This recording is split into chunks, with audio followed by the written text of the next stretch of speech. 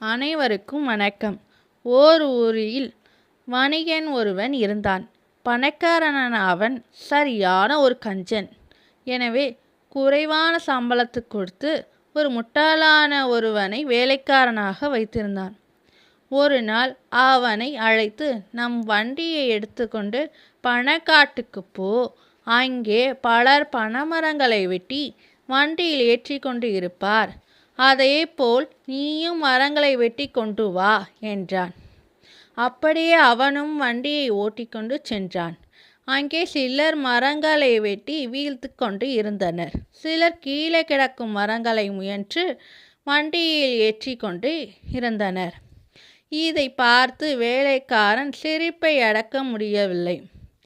என்ன இவர்கள் எல்லாரும் முட்டாள்களாக இருக்கின்றனர். மரம் வெட்டும் போதே அதற்கு கீழாக வண்டியை வைத்தால் மரம் அதில் சரியாக விழுகும்.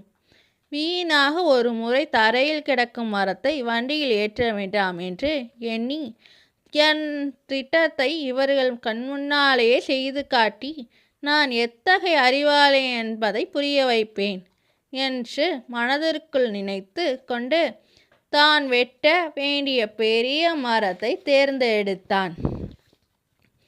கோடாரியால் அந்த பனைமரத்தின் அடிப்பகுதியை பாதி அளவு வெட்டி முடித்தான். பிறகு அந்த மரத்துக்கு கீழே விழுகக்கூடிய இடத்திற்கு நேராக மாட்டுடன் வண்டியை நிறுத்தினான்.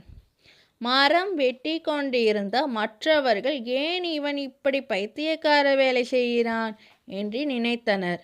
சிறிது நேரத்தில் அந்த மரம் சடசடவென்று சத்தத்துடன் வண்டியின் மீது வேகமாக விழுந்தது. அவ்வளவுதான், வண்டி தூள் தூளாக உடைஞ்சு போனது.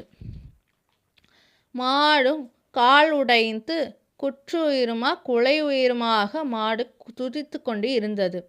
இதை கண்டு அவன் திகைத்து விட்டான். தன் திட்டத்தில் என்ன குறை என்று அவனால் கண்டுபிடிக்க முடியவில்லை.